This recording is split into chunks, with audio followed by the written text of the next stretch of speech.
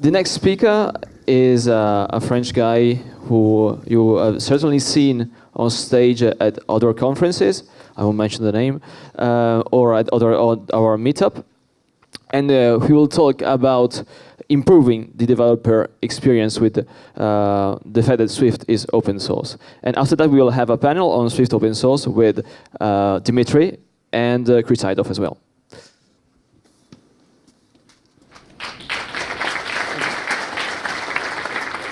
Okay, good. Hello, everyone. So last talk of the day, so I hope you're with me. We are going to cover open source Swift, see how we can download and compile Swift from source, hack around with it, and hopefully demystify a little bit Swift open source. But before that, I'm going to tell you a little story time. So once upon a time, I used to work in Xcode team at Apple. And back then, so Objective-C was the king. There was no Swift ever heard of. And it was a great time, nevertheless, because we got to work on Xcode in Xcode. So it was a bit, Inception-like. But it was really interesting because you got to work on the tool that you use every day. So let's say you're in Xcode and you see a bug, a crash, or maybe you figure, oh, it would be great to have a little button here. Well, the nice thing is that you can just pick in the code and maybe fix it, So the bug, let's say you can fix it, submit it, and a few hours later, or next day, you have a new version of Xcode that contains your fix, and so you're happy. And even if you couldn't fix it by yourself, the bug is you had a community at your disposal. That community was only your colleagues and the people within Apple that you can talk to. And I guess you're seeing my point, is that if we flash forward to now, of course, now we have Swift, and in particular, open source Swift, which means all those powers are now in your hands. You can you can now change the way your tools, the way you use them. And Swift needs your input, actually, because Swift is like good wine and good cheese. Only in French kids you'll get this kind of comparison, I guess. Good wine because every year it gets better. And good cheese because, well, it may have some holes in it, but we are waiting for you to fix it. So if you see a hole, come help to fix it. So, okay, nice, but then how do you do that? How do you fix Swift? Or at least play with it? So first thing you need to do is to get a toolchain. And toolchain is actually, so a toolchain is an archive containing a release of Swift. And it contains a version of the Swift compiler, debugger, standard library that are known to work together well. And Xcode comes with one toolchain. So when you download Xcode 10 and it says it works with, it contains Swift 4.2, it contains a specific toolchain. What is great is that you can make Xcode point to another toolchain. So if you have other toolchain on your hard drive, Xcode will show this new menu, and you can switch between toolchains. Toolchains, you can either get them on swift.org website. So for instance, now you can get, let's say, Swift 5 and have Xcode 10 use Swift 5. Or you can build your own toolchain and make some changes and have it appear immediately within Xcode UI. You have also in the settings a panel that appears here. Okay, nice. So now how do you do this toolchain? How do you build it? Well, first of all, you go to GitHub, you find the Swift repo, and basically you read the README. Everything is explained there, but to give you a sneak peek, of course, you clone the repo, and you have one repo on your hard drive, right? But then Swift actually needs a lot of other tools and other projects to work and to be able to be compiled. You need like custom version of LLVM, of LDB, etc., of Clang. So to do that, well, you have a script that you have to run that will check out 13 other repositories that are all standing side by side. Now you're happy because you have 2 GB of code. and you have to compile it. So to compile it, you have a little script that you run, and you can grab a coffee or maybe a lunch because it takes about 1 hour. Of course, it's only the first time. Incremental builds will be faster, and you don't need to build everything in debug mode, so you can get that shorter, but well, it takes some time. And you also have 70 gigabytes of build artifacts, so you need a big machine. So here is your Swift checkout after all those steps. So as you can see, you have the 13 or like the 14 projects side by side. So you have a custom version of Clang and LLVM. You have a CMark, which is used for Swift documentation. You have a Swift PM packet manager down at the bottom. Ninja, which is a build system. And Swift in the middle, which is like what we're really interested in. If we dive in that, you can see you have a lot of tests, unit tests, validation tests at the bottom. You have all kind of files. And the one that we are interested in will be lib and stdlib. So lib is basically what we call the compiler and all the parser, lexer, etc. It's mostly C++. And standard lib is a Swift standard library, so it's mostly Swift. So we'll dive into those two areas and see what we can play with and what we can hack. So in the compiler part, the lib folder, so it encompasses all the parsing, AST, warning, fixit, etc. And I'll show you, for instance, the refactoring engine, how you can easily add refactoring engine, a refactor operation. So the refactoring engine is what is called in Xcode. When you select some text and decide to do refactor, the operation that will be performed doesn't live inside Xcode, but in SourceKit. So SourceKit Xcode calls SourceKit, and SourceKit is part of Swift. It's open source, and you can hack it, change it, contribute to it, unlike Xcode, which is a closed source, of course. So here, for instance, we'll create a new refactoring called Frenchify, because why not? So in order to do that, you just declare a new refactoring operation using this C macro. And then actually, it's quite simple. Quote: you have two operations to implement. Is applicable, which returns a bool, and you say basically whether or not the operation is allowed given the given context. And here we'll return true because it's always possible to make things more French, I guess. And then we have to implement the perform change, which is the actual change. And here, how are we going to implement this Frenchify action? Well, first, I want it to return, to prepend le in front of every word, and append a French flag at the end because it looks more French. And so if you run this operation on the Xcode string, for instance, it can turn something like Xcode into le Xcode, which sounds more sexy. Of course, you have more example, maybe more serious examples, and a great blog post on swift.org showing you all the kind of refactoring transformation that you can do. So it's really nice to be able to pick into that and understand a little bit how Xcode works, or not Xcode, but SourceKit in this case. So that was refactoring, and that was C++. And so, well, you may say, okay, I'm not a compiler engineer. This is because, of course, to Frenchify something, it's easy, but as soon as I want something more complex, it's going to be much harder. Right, I hear you.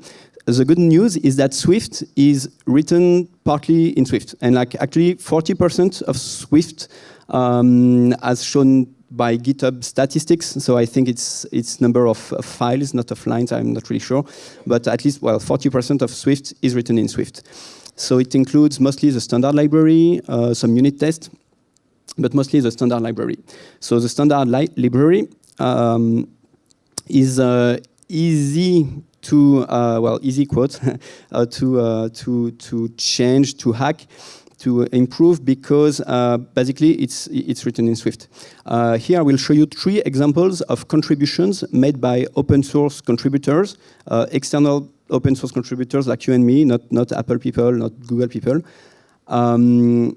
that were also 3 changes that were approved and included in Swift. And you'll see it's not always complicated. So the first one is bool.toggle. It ships in Swift 4.2 now, and Chris wrote it and implemented it. So we'll get him to discuss the process. It will be interesting. As you can see, the implementation is basically here. So the implementation itself is just self equals not self. The documentation is longer than the implementation, actually. And there's also a test file that I skipped, but a little test to test that. So you see, technical-wise, it's not always, it's not necessarily complicated to make some changes.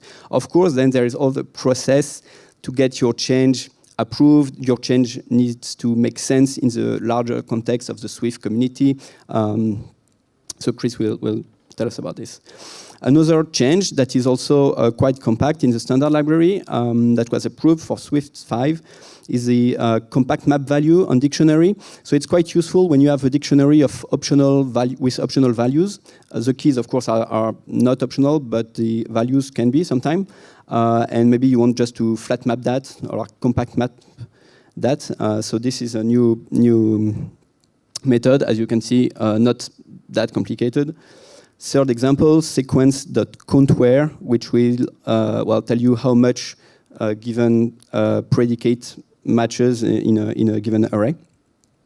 So those are just a few examples of things you can change in the Swift standard library, and also in the Swift compiler, fix-it. There are a lot of areas that you can peek into, hack, and hopefully contribute back to the language if you're feeling inspired. So with that being said, we can talk.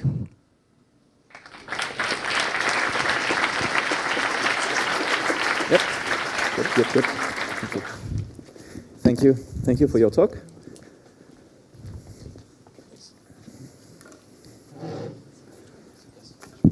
I'm going to do my probably last just before we start. Just after this panel, we'll grab some picture of all these speakers and staff included. So all the speakers and staff, please come on stage just after this talk and get prepared. Get ready. A nice picture. So maybe my last quick poll of the conference. Can we have light on the room? Maybe. Because sometimes I cannot stop myself from asking stuff to the room. Can we have light on the room? Who already contributed to Swift language or the standard library or other stuff? Okay, and to the mailing list evolutions. Yeah, so that was our conclusion. Like just a few of you did that. So the conclusion that we had when we were preparing French Kit was that everybody would like to be able to do that, but it's actually really hard. And like, okay, I like this. The fact that you're saying it's not exactly true. That's what I want to discuss about. But for a lot of people, it actually seems really hard. So, but a lot of people would like to do that. And so we decided to give it a try and see where we can actually help. And so those are really the best places you found, right? Yes, I think the places the most, either easiest or well documented. Mm-hmm. And what are the big pain points that you met when you were trying to dig into this code, like either the language or the standard library or even the refactoring tool? I'd say, there are lots and lots of files of projects. It's a huge project. You don't always know where to look for. So you have to guess, to try, to hack. For instance, maybe in Xcode UI you see an error message. So you have to grab this error message into the source code to try to kind of see, okay, so it's kind of in this area. And that's how that's how I peek into the code. Mm. And Chris, you were about to say that it's not that hard, or? Well, it depends. You saw the self equals not self. That was really easy. Yeah. I think everybody can do it, right? No, really seriously, like I'm not sure it's that simple to like. Obviously, like reading this line, okay, but where do I put it? How do I make it approved? Like, has it been a hard process? Can you tell us a bit like the story of this? Yeah, it looks very stupid because I mean, who wants to implement self equals not self, right? It doesn't make sense to build that, but it turns out so if you do something like a.b.c.d and you want to flip that property, then you need to write a.b.c.d equals not a.b.c.d. And it's exactly that kind of duplication that I wanted to get rid of. And the key paths, of course, there can also be really useful. That's how I discovered it. I was playing around with key paths. And then I realized, okay, this is cool, and I tweeted about it. And then somebody else, I forgot the name, there's a SwiftTip Twitter account, I forgot the name, but they had done that as well, way before I discovered it. And then I figured, okay, it's useful enough, so I asked a friend who works on Swift, and he said it was useful enough, and then I went through the process of putting it on the forums, making a proposal, dealing with the feedback, and then, yeah. And how long did you spend on, I mean, not like on writing that, but like the agenda of like going from the idea and up to having the stuff in production? Oh, it was not that much time in the end. Yeah. I mean, it takes a long time in terms of days and weeks, but the actual writing the proposal, I've done 2 proposals and tried to keep them really, really short. I mean, people don't have time. The problem is if you try to keep it really short, then everybody will read it and everybody will have an opinion about it. If you write a really long just like a pull proposal, request, right? Yeah. Okay. And so, Dimitri, you actually worked at Apple on Xcode. And like, did you feel that it's really opening those days when you were working at Apple, there wasn't anything open source, right? Except for like really low-level stuff. Well, like I'd say, there was WebKit, LLVM, Clang. It was already starting, and or even like the Mac OS base of the system. But do you see some day where Xcode is going to be open source? I don't know if it's possible for a project with such a long history to be open source, because maybe it means you have to get in touch with all the contributors. Like I'm not really sure from a legal point of view, because the source code is really like 30 years old, like the code base. I mean, even though it was rewritten for Xcode 4, there was still like mention of the first interface builder written by what was the French? Jean-Marie Hulot. Yeah. I googled his name, grabbed his name. Almost Jean-Michel. Yeah. So I'm not sure about the legal part of that, and also, well, basically, if Apple maybe wants to do it, maybe it's better if they start from scratch. But who knows? If Apple is listening, then it could be a good idea. Yeah. Okay. Another question I was having is that this kind of new addition to the standard library, like Toggle, has been almost accepted before writing the proposal, right? That's what you're kind of saying. But how do you see guys deciding, having the decision, the final decision on the language and on the standard library? How do they see that kind of addition? I mean, in my opinion, it would be really nice to have a lot of helpers like that, just like what we have in Ruby, like a lot of methods that could do funny stuff. But are they open to that? I don't think they want a lot of things in there, and I don't know if Toggle. I think it's a good idea, but that's because I came up with it. So it's for me, it's a great idea. But I don't know. Like maybe if somebody else would propose it, I don't think it would be a good idea. I cannot really, of course, look back, but there were definitely some visible people in the community who were very much against it. And one thing I found interesting in some of the discussions of proposals, what would happen, for example, is people would be like, "Oh, this is a -1 from me," I don't think this is the direction that Swift is going, or another popular phrase is this doesn't pull its own weight. That's like a popular phrase in open source Swift, and a bunch of these things. And then other people were like, oh, if we have toggle, we should also have ++ back, you know, the postfix ++. Okay. And what happens sometimes is then somebody in the Swift team, on the Swift team from Apple, chimes in and say like, oh, I think this is a good idea. And then all of a sudden everybody's like, oh, yeah. I don't know, like,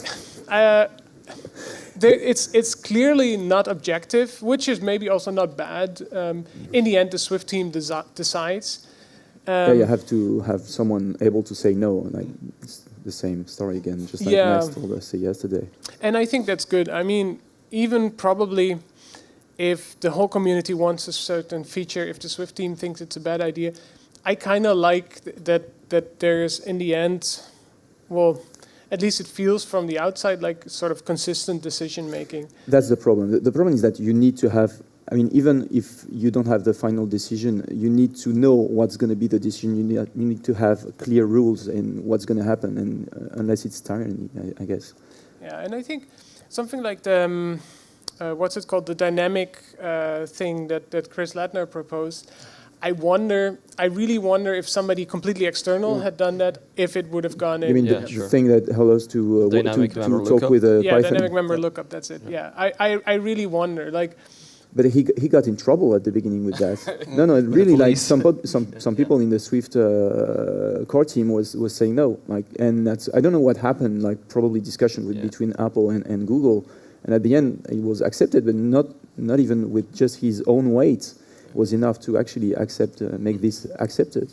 I mean, it's probably like, well, now that we have it, we can do cool stuff with it. I don't know. I mean, in the end, it's all people, right? They all know each other. They all live close to each other, I think, or maybe, you know, they can just have a chat about it and at the pub, right? Everything starts at the pub. Do you think, in a way, it's been a bad decision to make Swift this open? Like, there are lots of open source languages there, but you cannot actually contribute. But in Swift, you can there is a Swift evolution. You can have, I mean, now you have to implement, of course, but back at the times you could just do proposals without implementing nothing. Do you think actually it was finally caused some drawbacks? Sure. So I think, well, it has pros and cons. As you said, now for Swift 4, and I guess they'll keep it for Swift 5, you have to implement any proposal that you make, which of course raises the bar, but reduces the noise, hopefully. And there has been rules added, like whenever you want to implement something, there are some rules to follow, or like to do, on which the rationale is based, or on whether the proposal is accepted or rejected. The Swift team tried to write it down more precisely. For instance, recently there was the is odd or is even proposal, and they decided not to add is odd or is even, but they added is multiple. And they explain clearly what makes a change trivial or not, and or worse. Because when people say, "Oh, it's not Swifty enough," or "It's not the direction of the language," or "It doesn't pull its own weight," it's like, I mean, what does it mean in the end? You know. So I think they made a good job of like writing it down. So I think it's getting better and better, or like more precise what can goes in, what can go, what cannot. I think, well, when they open sourced it, and I immediately subscribed to all the mailing lists and everything, and I was like, okay, great. Now it's open source. I started reading it, and I thought it was a great idea. And then I saw all the noise, and I was like, this is a very bad idea. And I mean, how can they even keep up with reading all of this? And like, I wonder how they can read it and respond, and while implementing and fixing bugs. Do they have some moderators? I have a panel. How many subscribe to Swift Evolution? At the beginning, like on day one. Who subscribed to the mailing list? Swift Evolutions. Okay. Who did unsubscribe? More, like, even more. Yeah, same. Okay. It was in the last panel. So. Oh, you stole my last panel. So okay. when I talked to some people that were actually that had to read it on the Swift team, I remember I don't know exactly the details of the conversation, but some people, they were still really happy about it, and they still really stood by the idea. And I think it's true, like even with all the noise, if you have a small percentage that actually really helps and improves the language, I think it's worth it. And it's like, for me, it's like listening to app ideas, right? I don't know if anybody has this before or also has this, but sometimes people come up to me and like, I have this idea for an app. I don't know, you probably don't know the feeling. No, so people come up to me, and of course, 99 are bad ideas. Like almost all the ideas are bad if they come up to you. I have this idea for an app, but then the one app that is actually good, or the one idea that might be worth the entire 99 ideas. And I think maybe it's the same with the open source stuff. Like with all the noise, it might still be worth it because there will be some really great ideas. And yeah. That's why throwing away all the noise might throw the good idea. That's the problem of that kind of decision. Is there any feature that you would like to have in Swift that you would like to implement yourself, but it's too complicated and you won't do it? Maybe you can help me. I would like to add more refactoring. Can you repeat the question? Like a feature that you would like to see in the Swift. Oh, a feature? Yeah. Oh, yeah.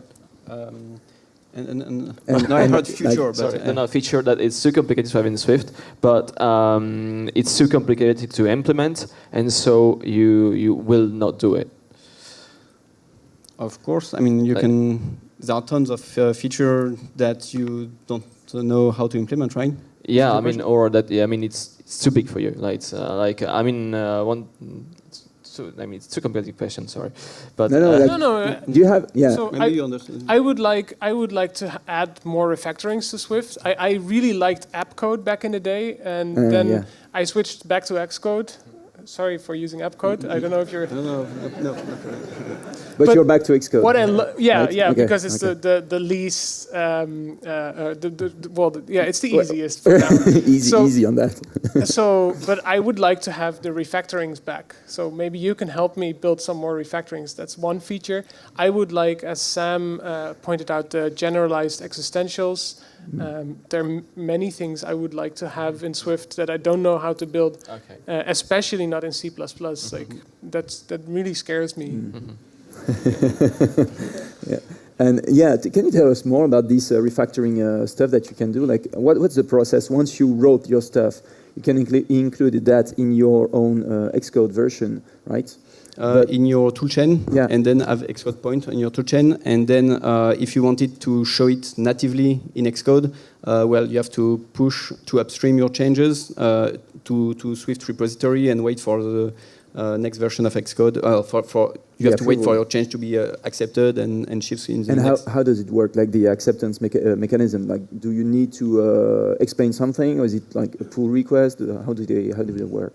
I don't think it needs to go in a Swift evolution proposal, but just an issue and a pull request. Yep.